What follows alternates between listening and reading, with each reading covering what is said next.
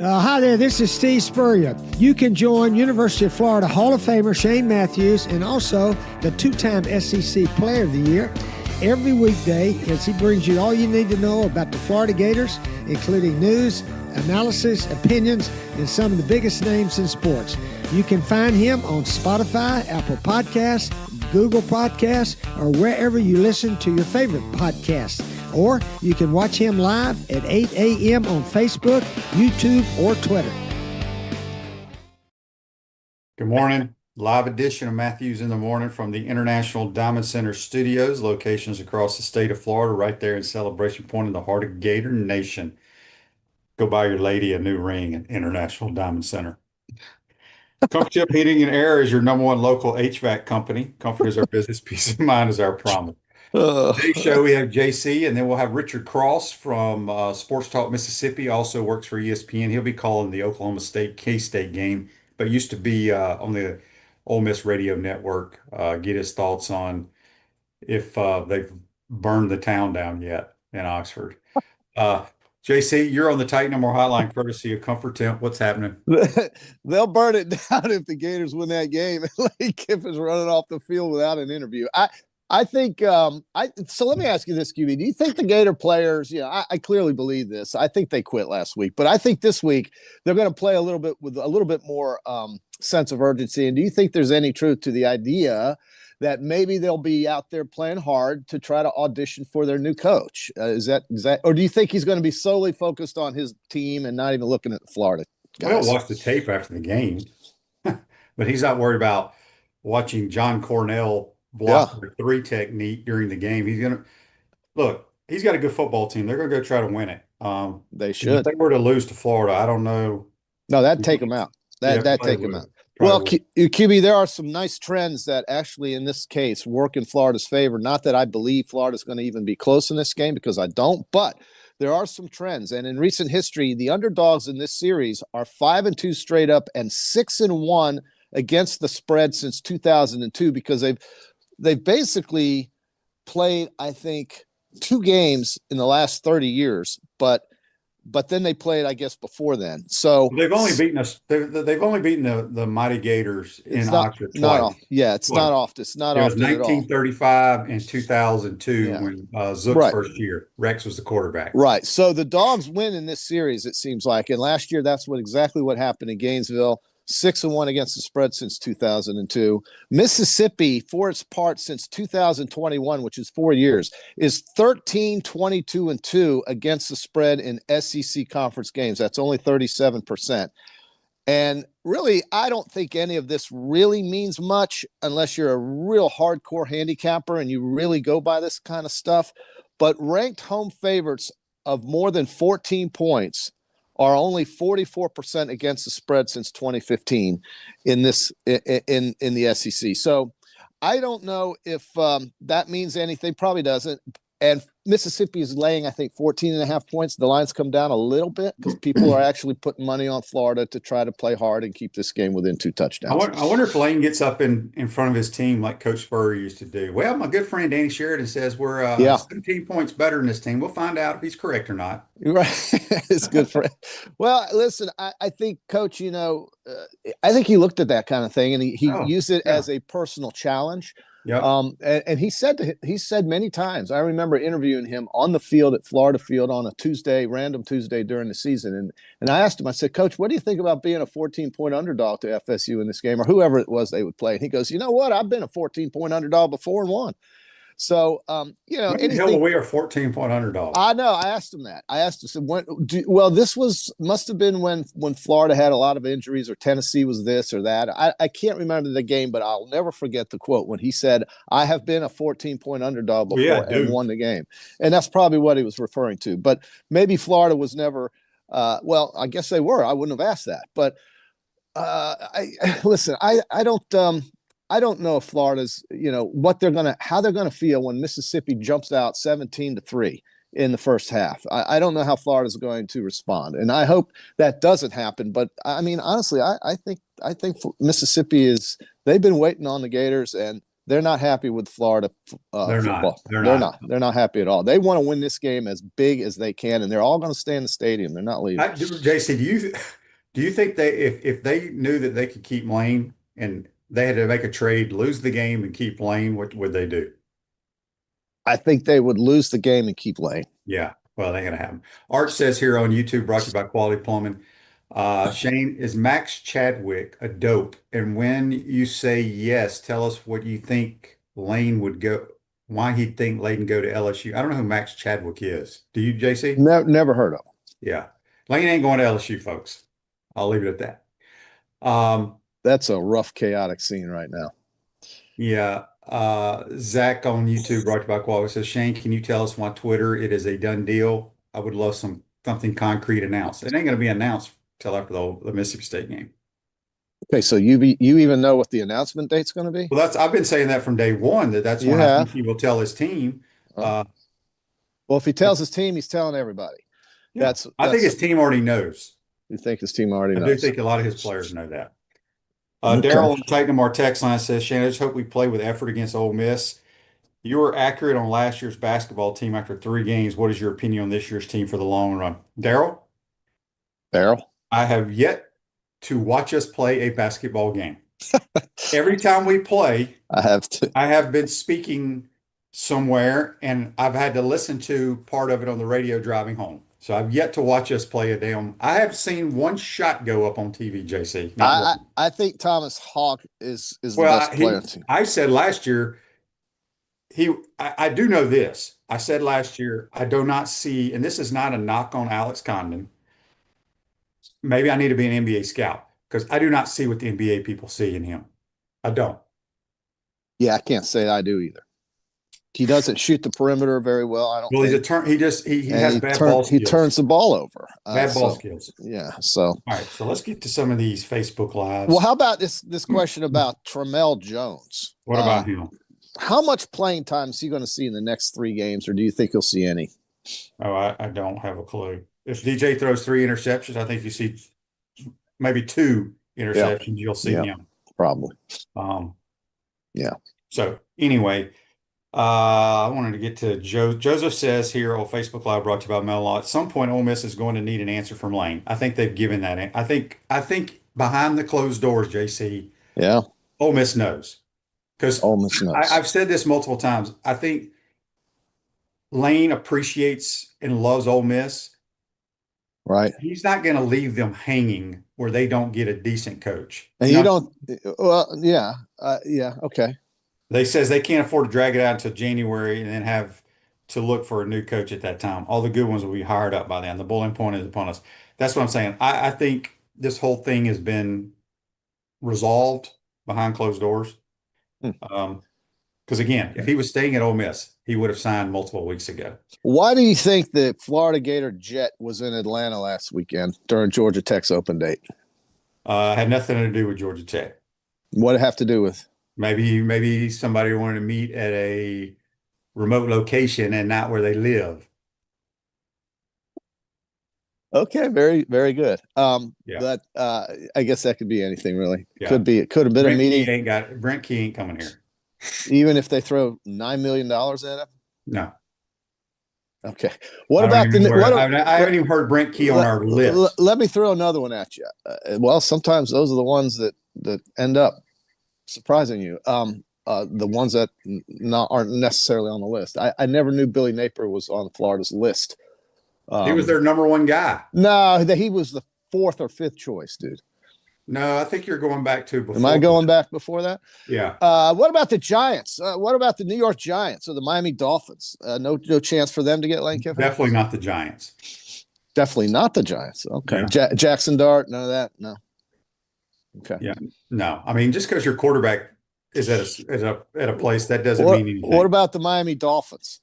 I mean, that's always a possibility, but I'm telling you right now, as I've been telling you for 4 months now, okay, he will be our coach. Florida Cracker is a brand for original Floridians. Florida Cracker Oyster Bar and Grill in Keystone Heights. Go check them out at floridacracker.com.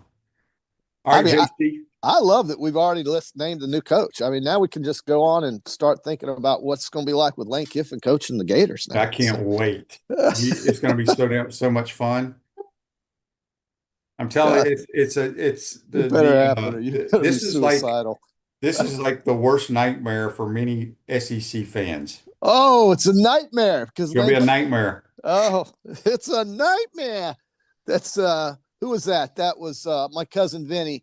As they're driving out of that courthouse, Marissa Tomei goes, "It's a bleeping nightmare. You have to say thank you once in a while." You didn't see that movie, but it's the greatest movie ever made. My cousin Vinny. All right, well, QB, I got some picks for you. We can go through some games. You can all tell right, me let's what do you our think. Peachland Dental picks. Gator Nation's number one choice for dentistry in Port Charlotte. Everybody loves this. Check them out, peachlanddental.com. Are you going to win some people some money this week, Jason? Best segment of the week right here. Yeah, well, listen. Hang on real quick. Dan asked, has Bates made a print for Lane yet? Bates has two. He actually sent them to me yesterday, asked if I wanted to take them up there, but I don't see Bates lives out of town. He's got two prints of Lane in like this yoga pose in his Ole Miss outfit or an Ole Miss visor, and then one in a Gator visor. So Bates already has it. He can sell all he wants of that stuff too. All right. Well, now that we've got that issue behind us, finally, thank God. I'm so sick and tired of talking about it now that we know.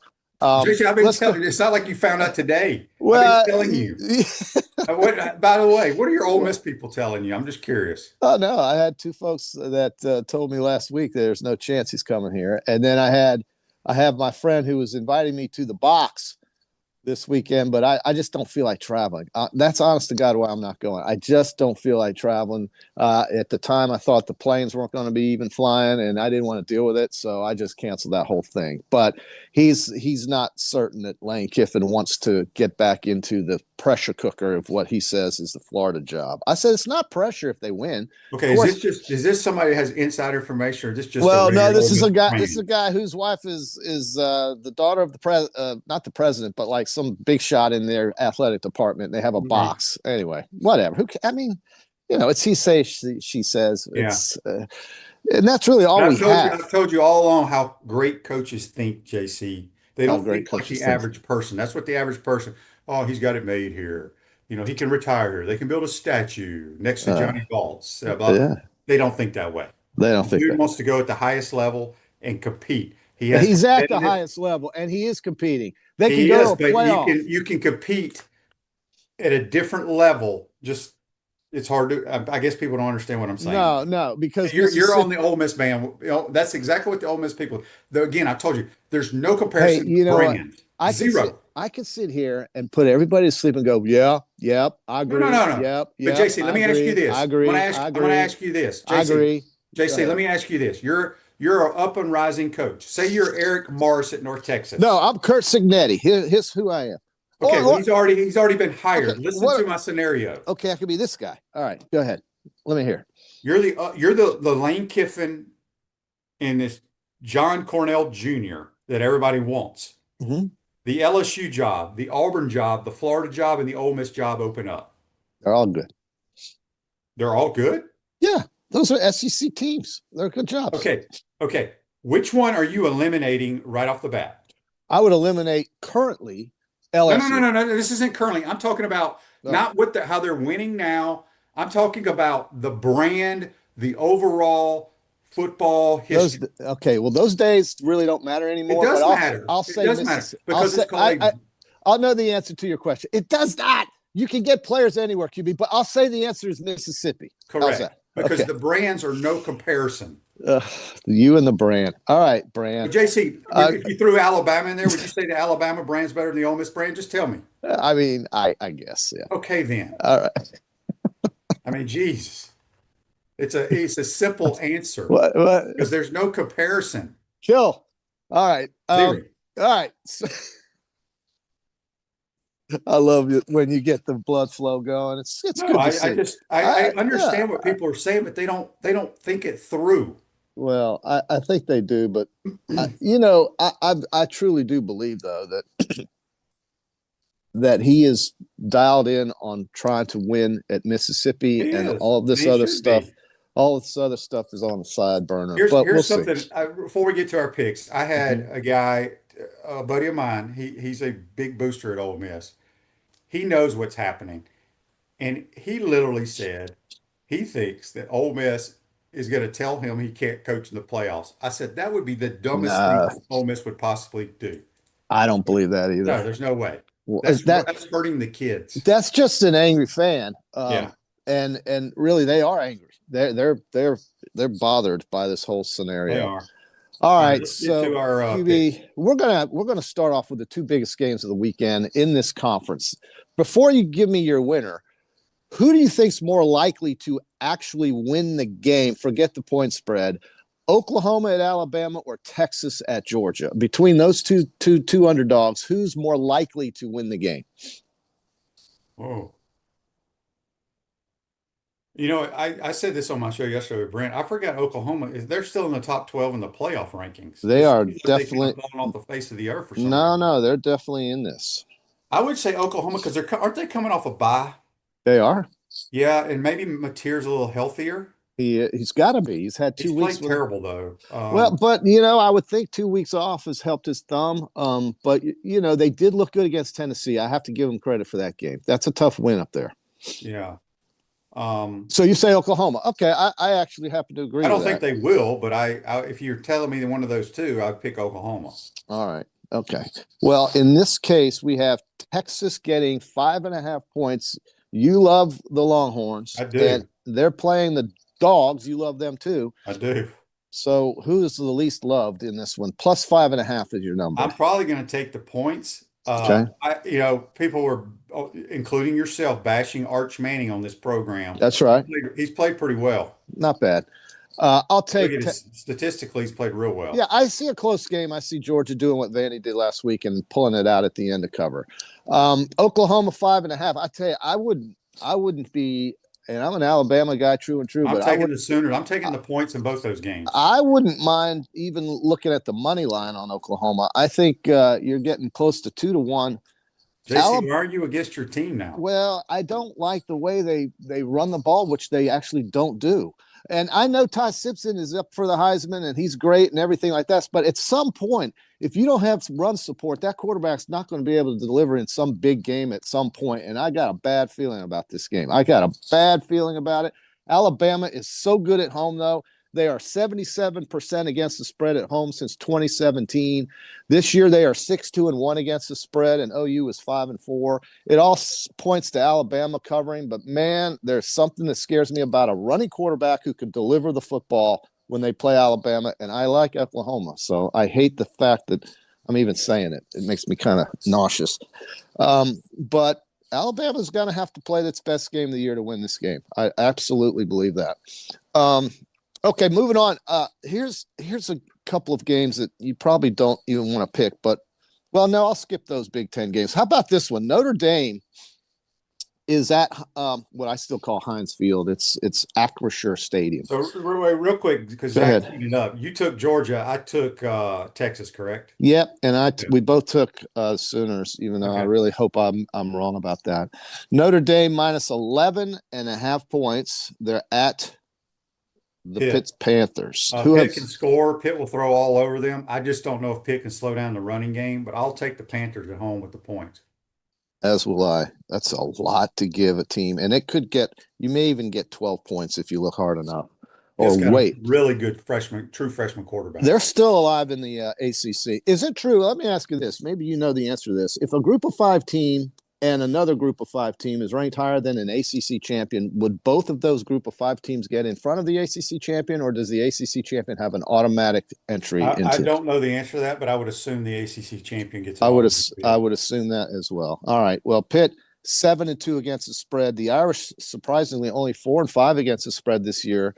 Pittsburgh is a home dog, and I like them on the money line too. I think they can win the game. They beat Florida State. They on the road is a big underdog. They're a big underdog again. Notre Dame's a much better team than Florida State, however. Let's go with this game. What do you think about? I don't think you really think anything about that game. I'm going to give you a game that nobody's talking about that I think is an absolute slam dunk, and that's Michigan against Northwestern at Wrigley Field. For all of our Midwestern viewers today, Michigan beat Purdue by 5 points. Blair Underwood has thrown a grand total of 5 touchdowns this year. That's it. Justice Haynes Is it Blair or Bryce? Bryce, excuse me. Justice Haynes has over 800 yards rushing. He's not playing in this game against Northwestern, and Michigan is laying quite a lot. They're laying 12 and a half. I'm taking the purple. They've played better of late, I think. I haven't followed them, but it seems like they have. I'll take the Wildcats too. You like the Wildcats too? Hopefully Okay. their damn stadium will be done for them next year. They've been playing this little It's Pop been Warner ballpark. it's been an amazing job by their coach to keep that team going. I couldn't even tell you who the coach is. No idea. Top of my head, he's done a very good job last 2 years. Southern Cal is laying 6.5 at home against Iowa. You know, the Trojans under Lincoln Riley have averaged 44 points at home per game, including 36 points per game in the Big Ten. The fewest they have scored against a Big Ten opponent in Los Angeles is 28 points. How can Iowa keep up? I think this is the easiest bet on the board. I'm taking Southern Cal minus 6.5 at home against Iowa. Yeah, I'm taking it because travel. These college boys can't handle it. They hate it. They absolutely hate it. Well, the coaches probably hate it more. You told me that wasn't a big deal to get on a plane and Well, do it's all not that. in the NFL for some reason, but it is in college. Well, they certainly travel a lot in that conference, and it just seems so ridiculous. And same thing in the ACC. All right, here is your favorite team in the SEC, Texas A&M, 19 and a half against South Carolina. There's word about the South Carolina quarterback maybe being playing for someone else next year.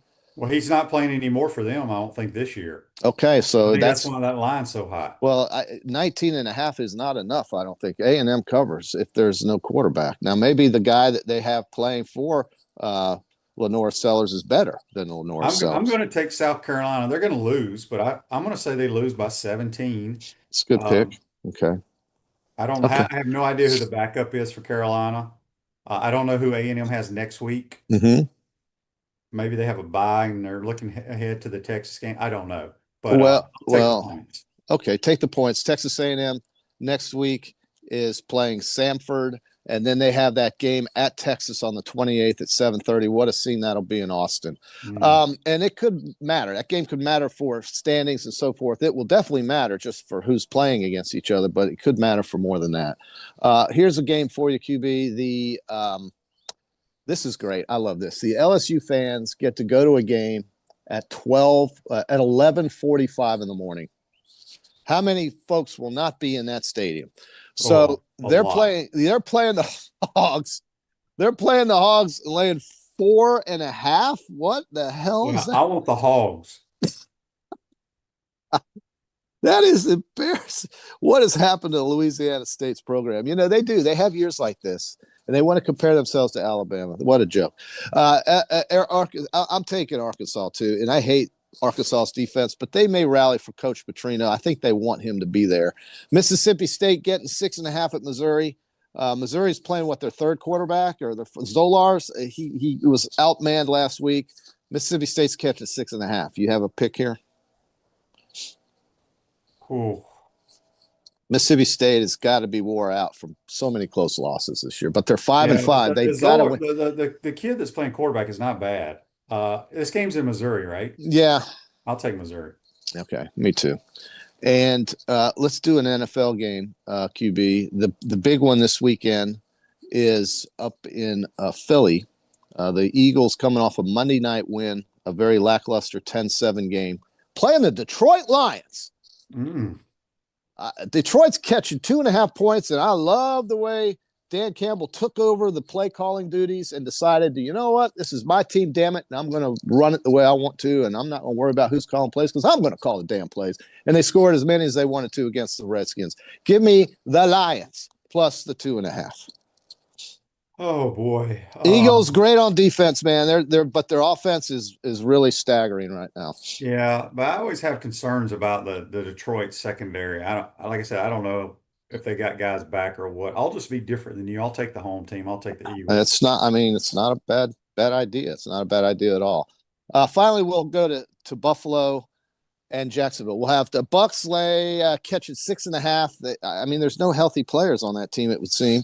Buffalo is very good at home, but probably played its worst game in 3 years last weekend at Miami. What do you think here? I think Bills bounce back and beat the Bucks by a touchdown.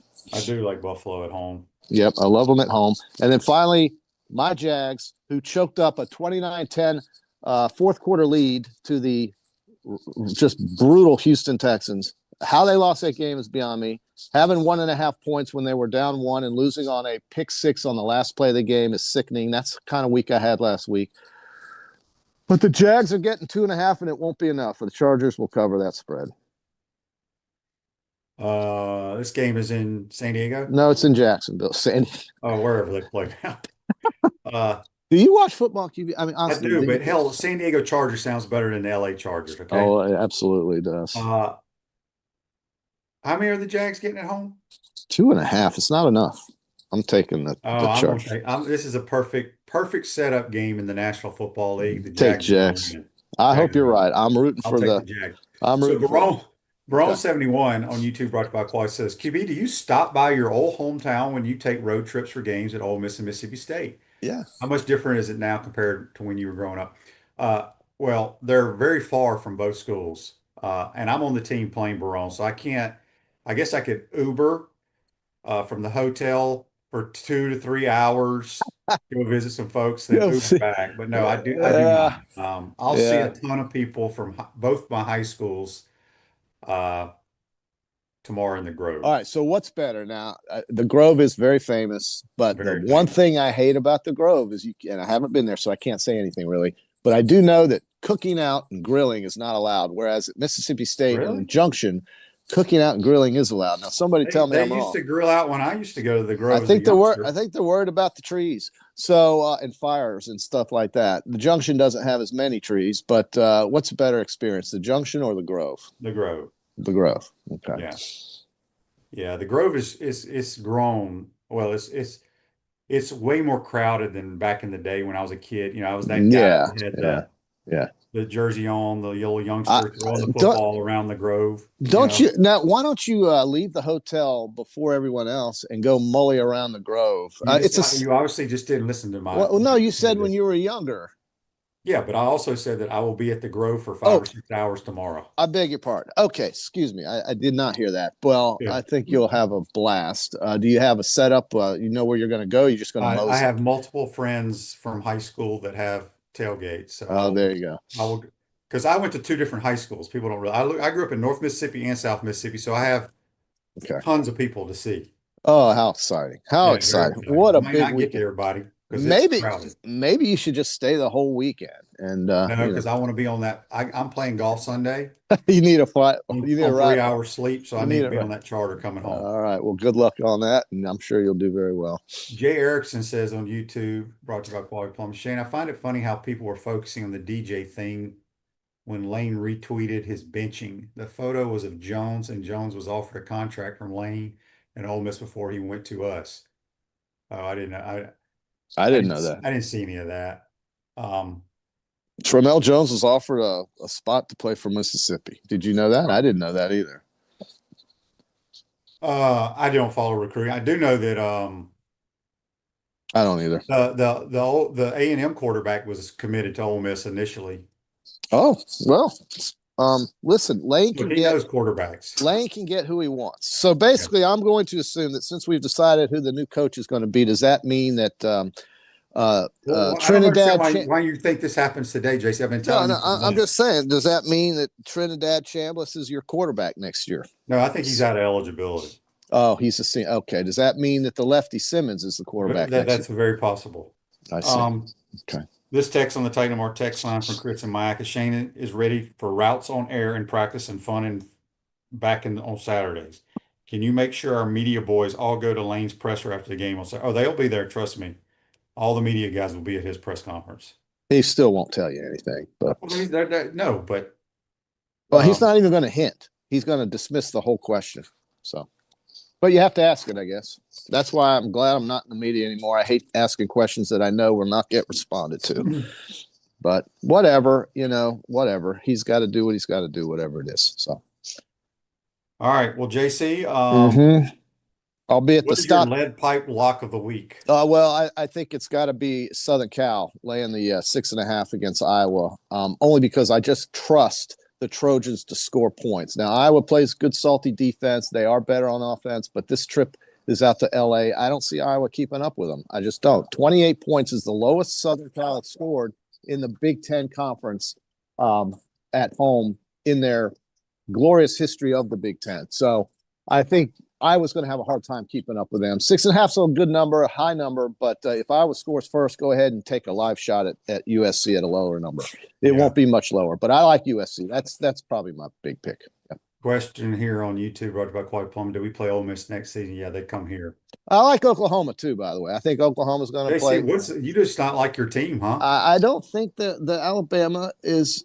I think at some point people are going to catch up to the fact that they can't run the ball, and it's going to put too much pressure on Simpson. And this Oklahoma defense is no joke.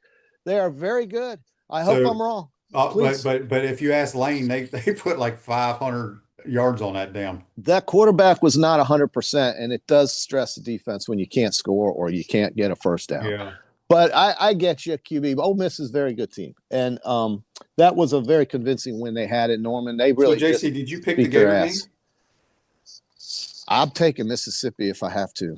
I just don't trust these guys, dude. I'm tired of getting burned by these guys, and I want to be wrong about all these picks, but I maybe I will be because I was last week. But that was a bad week. I get it. Everybody has them. Sometimes you shoot 86, But I think the reality is that Florida, if they go behind, if they fall behind in the first half and it's a couple touchdowns, you can forget it. Turn it off and turn on something else because it's not going to be entertaining to watch Mississippi continue to score because those fans are going to be in a frenzy and Lane's just going to do what Lane does. And he's going to say, you think there will be a lot of fights in the stands? No, I think the Gator fans will be out of there. I don't think they're going to hang around. These Oh, there's a lot of Gators already in Oxford. Just poking the bear. They were all there last night at the square. I don't blame them, but listen, it's a great trip to take. Again, 2 times in the last 30 years, right? They've played, and it's not often that they play this team, and it's never a place Florida travels to. So it's a great trip to take. It's a great, just like Austin was last year. But remember how that game went, folks. That was one of the worst games you ever watched in your life. So I'm not saying this will be, but I don't think it's going to be that close. I really don't. All right, JC, have a good weekend. You bet. All right, man. That's JC joins from the Titan Moore Hotline, courtesy of Comfort Temp. Quick timeout. We'll be joined by Richard Cross from Sports Talk Mississippi, also from ESPN, used to very close to the Ole Miss program. We'll get his thoughts on this game and other things. You're watching and listening to PodUp Matthews in the Morning from the International Diamond Center Studios. We'll be right back. Our premium sponsors are Atlantic Roofing, Campus USA Credit Union, International Diamond Center, JF Hayden's Craft Liqueurs, Los Landeros Tequila, Meldon Law, Titan MRI and Imaging, UF Health Orthopedics. Our gridiron sponsors are Baker's Sports, Comfort Temp, Electronics World, Florida Cracker Kitchen, Florida Victorious, Gallo Car Wash, Miapa Latin Cafe, Peachland Dental, Quality Plumbing, Rue's Ogre State Farm, Silverback Concrete, 84 Lumber, Big Mills Cheesesteaks, Celebrate Primary Care, Gator Bait Media, Gator Dominoes, Ironwood Golf Course, McDonald's of Gainesville, Tropical Smoothie Cafe, UF Bookstores, Advocare, and MG&A Wealth. Watch and listen to us live on Facebook and YouTube. Listen to the podcast whenever on Apple, Spotify, or wherever you listen to your favorite podcast. Remember to like, follow, and subscribe so you don't miss any episodes. And if you want to advertise, give my man Freddie a call at 352-284-3733. Hi there, this is Coach Steve Spurrier, and I want to let you know that by popular demand, Spurrier's Gridiron Grill's delicious brunch is now served in a premium buffet. You have spoken, we have listened, and we're now serving Gainesville's only elevated buffet, complete with an omelet station, ginger sage chicken sausage, shredded short rib, and of course our chicken and waffles. Plus, you can enjoy bottomless, mimosas, and Bloody Marys. So join us every Saturday and Sunday from 11 to 3 for the best brunch in town. The jewelry store with the most likes, the most positive reviews, the most raving fans is International Diamond Center. IDC is definitely a place that I will come to as long as I live here. This will be my go-to place always. Literally the best jewelry store in town. You'll make friends for life coming in here. I felt like family from the beginning. The value was extraordinary. I've got a beautiful diamond on my finger, and I'm very proud of it. International Diamond Center. I'm very happy to show it off. At Celebration Point and online at shopidc.com. What's up, everyone? I'm Mike Pouncey, and this is my twin brother, Marquise Pouncey, and this is Life After Football. Let's go.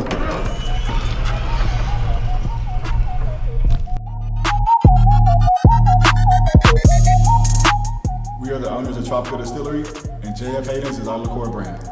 We have 5 different flavors: a mango, a lychee, an espresso, citrus, and key lime pie. We pride ourselves on not only being a Florida-made brand, but also a cocktail solution. With that being said, cheers and go Gators.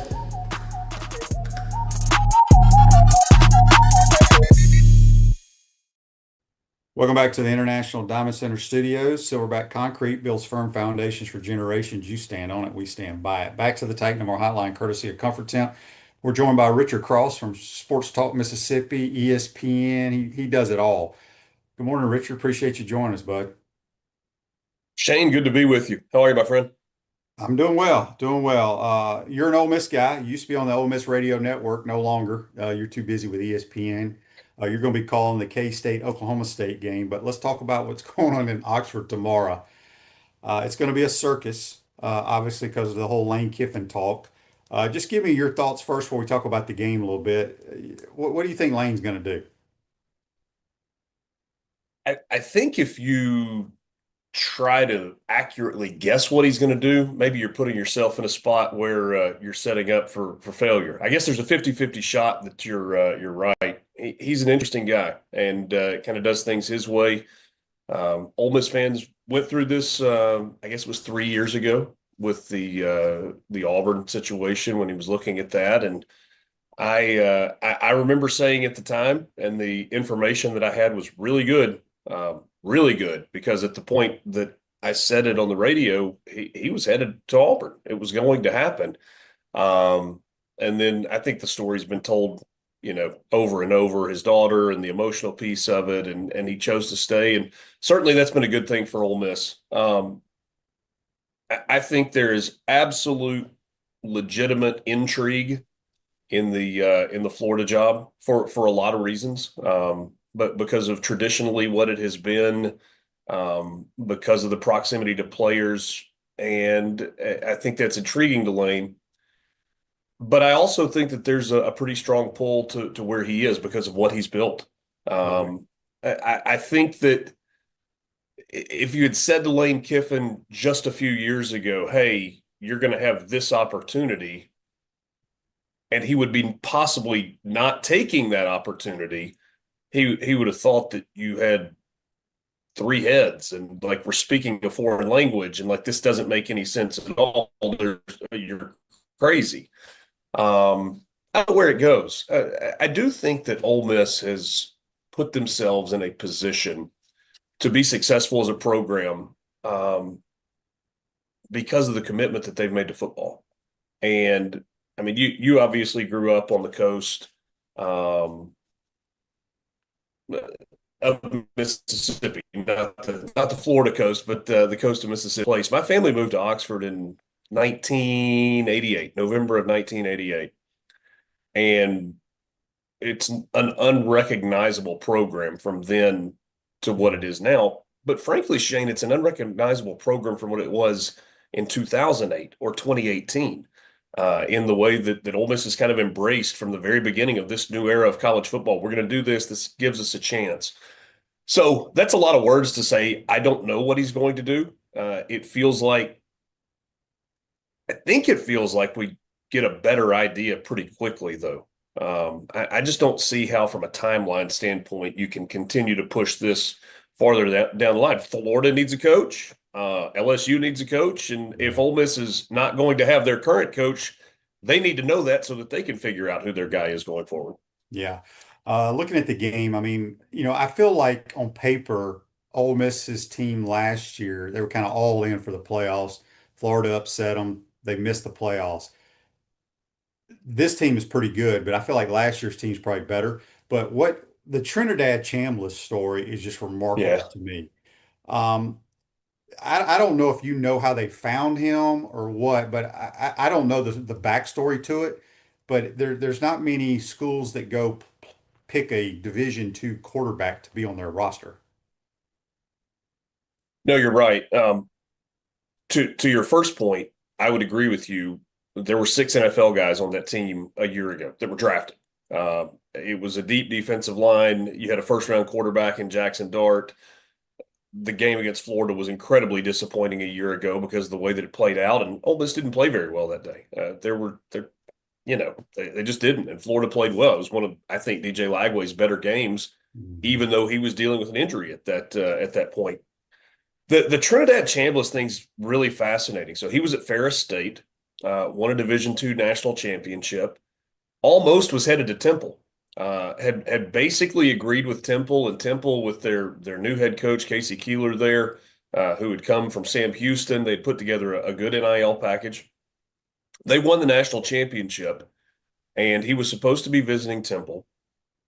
And they told him, hey, go do your national championship parade first. Go enjoy your teammates. You've earned this. You deserve it. Ole Miss, they're scouring everything with this scouting department or whatever. And somebody kind of comes across this film and they're like, hey, this kid's pretty good. And show it to another assistant coach. They're like, yeah, this is pretty good. And they go to Charlie Weiss, and they're like, we need to show this to Lane. They all decide, we like what this kid looks like on film. They call him. They say, hey, we need you to come visit. And he says, well, I've got this parade championship deal with they go, no. We need you to get on a plane right now. Came to Oxford, committed on the spot. They got his package done. Didn't make it to Temple. And Shane, here's the crazy thing. So do you remember a couple of years ago when Ole Miss got Spencer Sanders? Yeah. The Oklahoma State quarterback as a backup and never really played. And people were like, why did you waste that money? It was an insurance product, right? They bought an insurance policy that year that they never had to use. Well, they went out and bought another insurance policy this year and had to use it. And then when they didn't need it anymore, they decided that they liked that insurance policy better than what they had, or at least they couldn't change back. So it was it's been a really big deal. And he's a neat kid too. You got Trinidad and Tobago flags that are flying all over Oxford and in the Grove, and people have really embraced him. He doesn't have any more eligibility left, does he, after this year? Is there such a thing as eligibility anymore? That's all you got to do is just have a lawsuit. You can play a couple more years. I think on paper, no, he is out of eligibility after this year. Just talk about this Ole Miss offense. Obviously, they're running full steam, but I love the running back Kewan Lacey. Yeah, Ole Miss recruited Kewan out of high school. They finished second to Missouri. He didn't really play last year. Puts his name in the portal, and it was probably one of those deals where he knew where he was going. The whole build a relationship in the recruiting process, and it's okay to finish second, is it's a fascinating dynamic that we've got in college football, because when you do the speed dating thing for a kid that enters the transfer portal, you don't have to necessarily try to build that relationship. You're like, hey, we were really close last time. What do you say we do it? Here's the money piece of it, and you move forward. He's been really good, great after contact. He seems to be one of those players that is constantly falling forward. Initial hit rarely brings him down.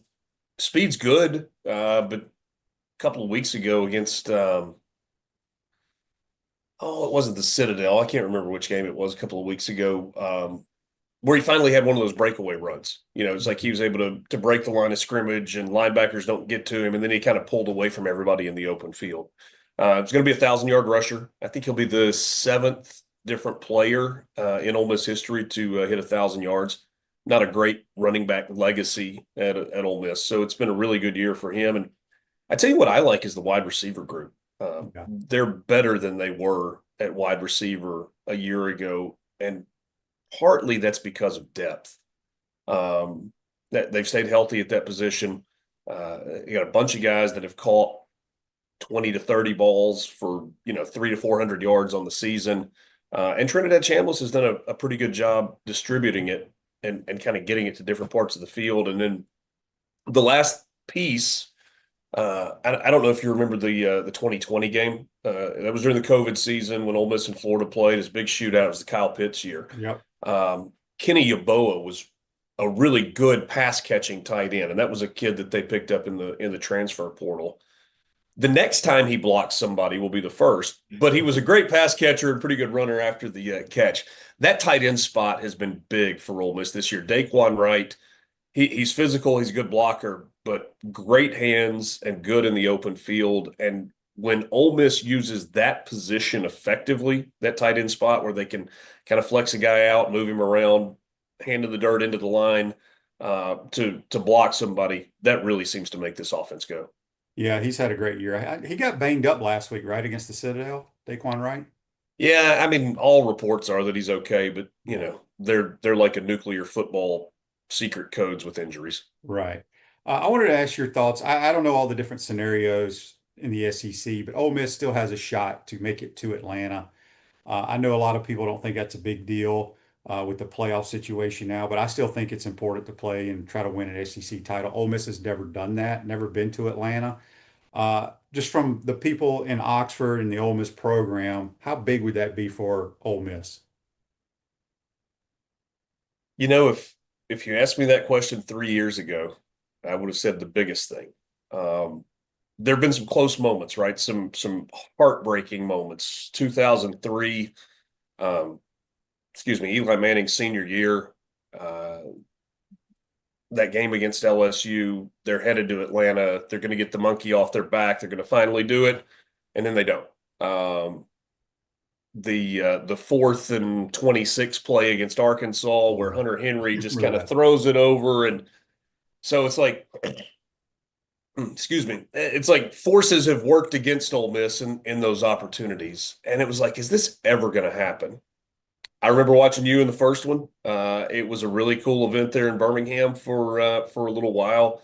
I've been to probably a dozen SEC championship games, and it's hard to describe just how cool that event is. Because if you just watch on television and you watch it against the other conference championship games, it's like it's just another football game. In that building, in the team hotels and the media hotel and the SEC hotel, there's a buzz and an energy and a vibe. I've talked to some people that were there last year, and they said it was weird. It didn't feel like it had always felt because both teams knew they had another game to go play for a national championship. So, yes, I think going to the SEC championship game still would be really cool. And people would finally be able to not say, well, Ole Miss, one of the only teams that hasn't been there. I just don't think it means what it means. I mean, if you told me today, Shane, if you said, hey, Richard, home playoff game in Oxford on either December 19th or 20th, or SEC championship game in Atlanta, it's not even close. I mean, 100 times out of 100, it's give me a home playoff game. Yeah, I agree. All right, real quick before we get you out of here, let's talk about their defense a little bit. There's some holes in their defense. The one player for Ole Miss that just blows me away, because as an offensive guy, I'm like, can we just run right at this guy? He's about 210-pound defensive end, Sandarius Perkins, right? The guy just makes number 4. Number 4. Yeah, Santarian Perkins. Santarian Perkins. I don't know, but you just look at him, you're like, how does he keep making plays? Because he's a hell of a football player. But aren't you surprised that more people don't just run right at him? No, because he makes plays. Yeah. Here's the thing. He had double-digit sacks a year ago, but they've used him differently this year. They've used him in a spot. They moved him around a little bit. His first sack, I guess he had a sack and a half, came 2 or 3 weeks ago. So it's been a different deal. He's so athletic. He was a defensive player in high school, but he was also an elite running back in high school. If they needed to line him up back there, they could. Really, really gifted player. And I think you'd be rolling the dice if you said, hey, let's just run it at 4 over and over and see if he can make the plays, because I feel like he does. Yeah.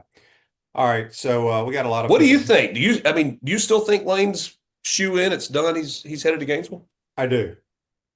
Why? It's just my sources We all have sources, right? Sure. I just know that it's been a job he's always wanted. I think he loves Ole Miss. I love Ole Miss. Um, football has changed, but sometimes, I tell everybody, and people, my Ole Miss people get upset with me, but I think that the brands are different, right? The Ole Miss brand compared to the Florida brand. I think the Florida brand's bigger. That doesn't mean it's a better football program, but I think Ole Miss's football program is where it is today because of Lane Kiffin. I think he's that good of a coach. So I do think I think he will be the Gators head coach. I could be 100% wrong, but that's just my gut feeling. Yeah. I think he's the best play caller in college football. And I agree obviously it's 100%. not just him. It's Charlie Weiss calling a lot of the plays. He's involved with a lot of the planning and stuff, but he's absolutely an elite offensive mind. And if Ole Miss, He reminds me so much of Coach Spurrier because I play for Coach and I watch a lot of Ole Miss football. There's no better feeling as a play caller or a quarterback when you know you have the perfect play call. And when Lane throws his play sheet running down the side. Yeah. I mean, that's what he I, does so well. That's what Coach Spurrier did so well. I know we're almost out of time. I'll be quick. The maddest I've ever seen Lane Kiffin. Ole Miss was playing at Vanderbilt. I was still doing the sidelines. He's walking off the field. We're getting ready to do the halftime interview. They've got Ole Miss is up 3 touchdowns, and he is like steam coming out of his ears. And I'm like, pretty good first half. You're up 3 touchdowns. Thoughts? He's like, I can't believe we just missed that play. We worked it all week long. We got the perfect look. We had the perfect play call, and he overthrows him by 10 yards. What are we doing? Yeah. That was it. And that was the competitive nature also, but it's to your point, it's you get that look that you've worked on and then you missed it. Yep. That's like Coach Spurrier. We used to strive for perfection on certain plays. When you get the perfect play, you got to hit it. And he gets it done a lot. Richard, I appreciate you taking the time. Have a great call on K-State, Oklahoma State, and we'll see what happens. I don't like the Gators' chances this week. Ole Miss looks like they're having a special season, but should be a lot of fun for the Gator fans traveling to Oxford and hanging out in the Grove this week. All right, Shane, good visiting with you. Appreciate it. That's Richard Cross joining us on the Titan More Hotline, courtesy of Comfort Temp. Injuries occur whenever and however, and it's never convenient for you. For sprains, strains, and minor fractures, UF Health Orthocare makes it convenient. 7 days a week, walk-ins are welcome. That's UF Health Orthopedics and Sports Medicine. Hope everybody enjoys the game this weekend. And we appreciate JC and Richard Cross for joining the program. We'll see y'all on Monday. Take care.